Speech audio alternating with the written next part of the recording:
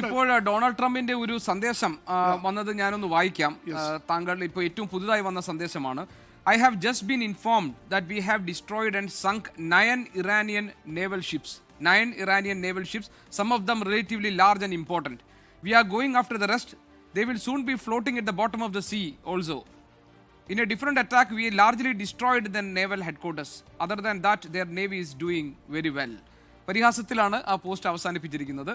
ഞങ്ങൾ ഇറാന്റെ 9 നാവിക കപ്പലുകൾ മുക്കിക്കളഞ്ഞിട്ടുണ്ട്.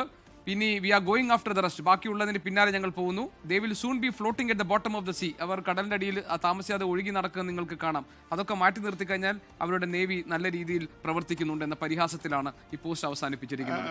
സമാധാനത്തിന് ഉള്ള ചർച്ച നടക്കുന്നതിനിടയിലാണ് ഡൊണാൾഡ് ട്രംപിന്റെ ഇത്തരം പോസ്റ്റുകളും വരുന്നത്. പി ജെയിംസ്, ഗോപി, ഇതൊരു യുദ്ധവും സമാധാനവും എന്നുള്ള രീതിയിലാണ്.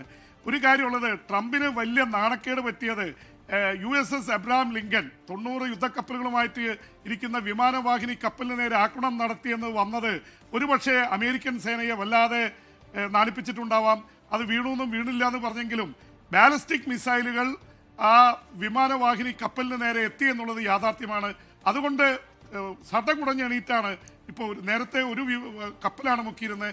ഒരുപക്ഷെ 9 യുദ്ധക്കപ്പലുകൾ, മറ്റേ നാവിക കപ്പലുകൾ മുക്കി എന്നുള്ളത് ഇറാനെ സംബന്ധിച്ചിടത്തോളം വലിയ തിരിച്ചടി തന്നെയാണ്.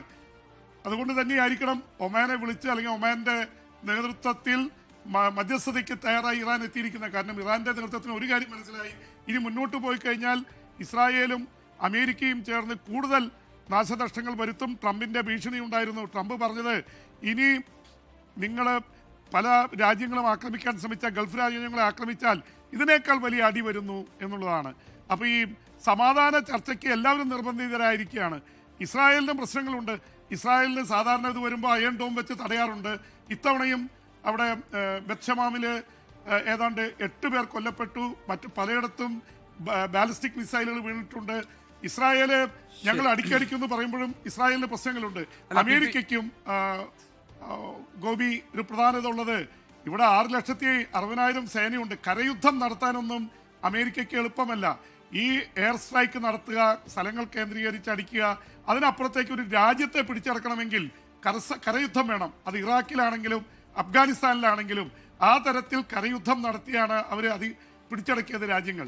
ആ തരത്തിൽ എളുപ്പമല്ല. കാരണം 40,000 വരുന്ന സേനയെ വെച്ചുകൊണ്ട്, അല്ലെങ്കിൽ ഇസ്രായേലിൻ്റെ 1-2 ലക്ഷം സേനയെ വെച്ചുകൊണ്ട് ഒരു ഗ്രൗണ്ട് അറ്റാക്ക് നടത്താൻ പറ്റില്ല. അതുകൊണ്ട് തന്നെ ഈ യുദ്ധം എയർ അറ്റാക്കിൽ തന്നെ നിൽക്കും. ഇപ്പോൾ ഏതായാലും നമുക്കറിയാം, Donald Trump is a man of contradictions. ധാരാളം വൈരുദ്ധ്യങ്ങൾ ഉള്ള ഒരാൾ കൂടിയാണ് ഡൊണാൾഡ് ട്രംപ്. ഇപ്പോൾ ഒരു ഭാഗത്ത് ഈ ഇറാൻ സമാധാന ചർച്ചകൾക്ക് സന്നദ്ധത അറിയിച്ചു, ചർച്ചകൾക്ക് തയ്യാറായി, ട്രംപ് അതിന് ഒരുങ്ങുന്നു എന്ന് അൽ ജസീറയും BBC പോലുള്ള മാധ്യമങ്ങൾ റിപ്പോർട്ട് ചെയ്യുന്നു. അതേസമയം തന്നെ ഡൊണാൾഡ് ട്രംപിന്റെ മറ്റൊരു പോസ്റ്റ് വരുന്നത് ഈ നിലയിലാണ്. അതായത്, ഞങ്ങൾ 9 നാവിക കപ്പലുകൾ ഇറാന്റേത് മുക്കിക്കളഞ്ഞു, ഇനി ഞങ്ങൾ ബാക്കിയുള്ളതിന്റെ പിന്നാലെ പോവുകയാണ് എന്ന് പറയുന്നു. ലോകത്തെവിടെയായാലും ഏത് സമയത്തും 24 വാർത്തകളും ഓഗ്മെന്റഡ് റിയാലിറ്റി പാക്കേജുകളും എക്സ്പ്ലെയിനറുകളും വിശദമായി കാണാൻ ഞങ്ങളുടെ YouTube ചാനൽ നിങ്ങൾക്ക് സബ്സ്ക്രൈബ് ചെയ്യാം.